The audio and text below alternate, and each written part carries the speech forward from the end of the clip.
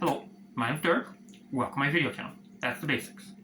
First of all, I welcome you because I'm not in the hospital. This video exists. You can actually watch this video. Okay, so I do welcome you. That's the second one. What about this one? Yes, what is this? Well, this is a mask. Obviously. What's this for? Good question. What is the mask for? The very fact that I can identify the question, what is the mask for, shows I am thinking scientifically. Next, what is the mask for? Is it because Tom, Jane, and Jack are wearing it? Is it because he says so? Is it because she doesn't say so? What? No. We're talking why do I? Dust, smog, diesel fumes, outside air. Dust, smog, diesel fumes. All three may use the mask. Dust? Yes. Are you in the middle of a sandstorm? Okay. Diesel fumes. Well, actually, it should be any fumes. This protects against many fumes. Many heavy perfumes, many gas fumes, especially diesel fumes, because that's what I'm comparing it to, but others. So we got dust, we got diesel fumes, and then we got smog. Yes, smog. How much of the air around you is oxygen? How much of the air around you is bad for you? Determining smog. So, we're doing this scientifically. That's why this is on. We are doing this scientifically. Dust, smog, diesel fumes, outside environment. We go around, we check our bubble. Nobody's there. The only person in my social bubble is my partner's over that way. Scientifically. Oops. Then we got the skin blemishes. Skin blemishes are kind of minor. Yes. Are you in grade 10 going, I want this today versus those? Everybody in grade 10 knows what that means. So, what does that mean? Skin blemishes. This can actually help heal them. Yeah, so you got pimples here. Use this properly. You can actually heal your pimples. So, dust, smog, diesel fumes, skin blemishes. Skin blemishes is on the list. Okay, other reasons. Well, this video. I am using this for scientific. Get this off. And I am using this for the other condition of being social. Or being with other people. How it affects other people. So, how is it affecting you? Do you like wearing the mask? Okay, does Tom, Jane, and Julie like the mask? Maybe they don't, which is why I should wear it. If I wear the mask, how many people around me will wear it? That is the social. The environment, the people around you. Okay, so forget this. We're not talking about fat people directly. We are going to talk about the brain. Yes, the brain. This little thing. Now we take our mask, which I put where? Now this is being scientific. Where did I put it?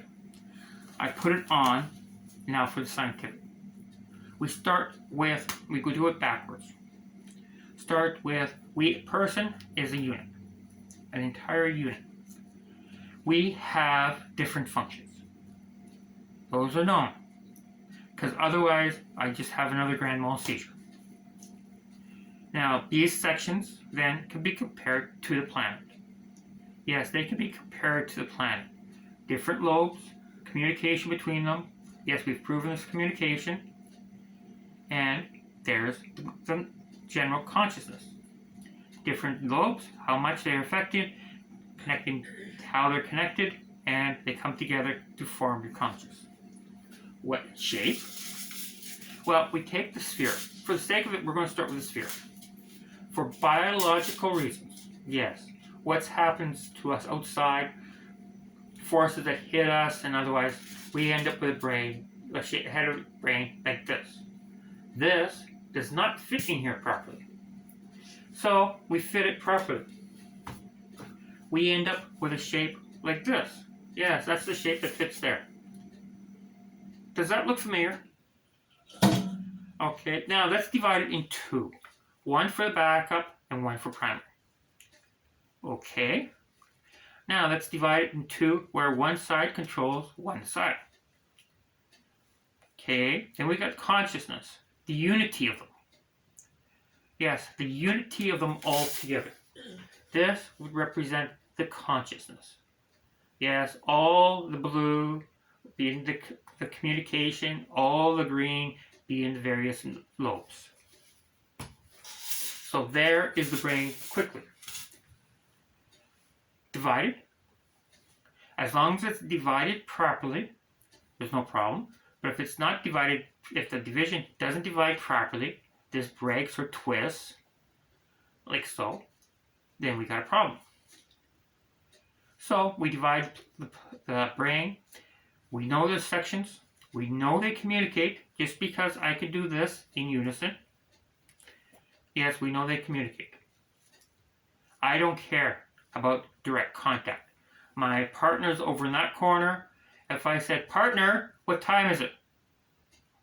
She responded. She may not have directly told me, but she responded. I communicate with her. I'm nowhere near touching her. Your brain, there doesn't have to be any physical contact. Wait a minute, if there isn't, what kind of contact is there?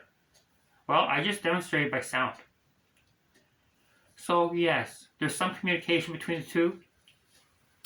We ended up with an orb, a globe of communication that fits in here. Put it all together, we ended up with this. Now this model here is a geometric model, and it can be represent the way a person thinks. Yellow being one side, red being the other. Yellow being one side, red being another. How dominant is it? Well, this side here, we're going to say, only controls this part of the brain. Therefore, I am this side left dominant. Yes, where is this side? Who cares? One side is operating, one side is dominant. Only one side. This side's only dominating, this side's only reacting. Yes, which is the one that's going to be leading? Do I have to lead with this hand? Do I have to lead with this hand? Or must I present them? Or do I have trouble deciding which one to lead by? There is the operation of the brain. Now, we damage the brain. We take one piece of the brain, the structure, and we take it out. In so doing, we damage the rest. Okay, the rest came out. We tried to put it back together. But trying to put it back together, things change. Now, this structure, how does this fit in there? How do we prevent further damage? That is the question. Me, I can compensate for the damage. Yes, miraculously, I can compensate for the damage. But it's a lot of work, and it's not exactly the easiest. So we redo it there, we rebuild it there, and we can go through it, piece by piece. So, the operation of the brain. One lobe, one side, two sides. You may as well consider them separate brains. Different lobes. Yes, each one has a different function and can actually be considered a different brain. So the conscious person, the one who's actually unified talking to you, is a mixture of the two sets of the brain. They are the mixture of the two sets of the brain, left and right. They are communicating with each other to form your consciousness. Different parts of it have different functions, different parts here. The globe can be a perfect analogy to the brain. We fit this globe into the human skull. Yes, this skull is pre-made. We're going to fit the brain into it. You put that all together, and then you add the separate lobes, the separate sides. You end up with a structure like this. Try drawing. Try making it out of clay. It'd be pretty interesting. You start with a circle. Out of the circle, the sphere, you put little pieces in. Okay, then you take it and you fit that sphere into the shape. This is our skull. You've done that. you end up with a structure like this. You want them working properly, you get this. To do that, we have separate sections. And they're connected. You draw them, you make them. You end up with a shape.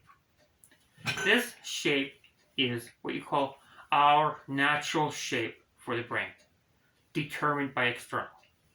How it operates, that is determined by us. Yes, how does it operate? So this video is long past my 5 minutes. I haven't gone too much on this, and I hope this is reasonably scientific for those who are interested by science. Bye for now.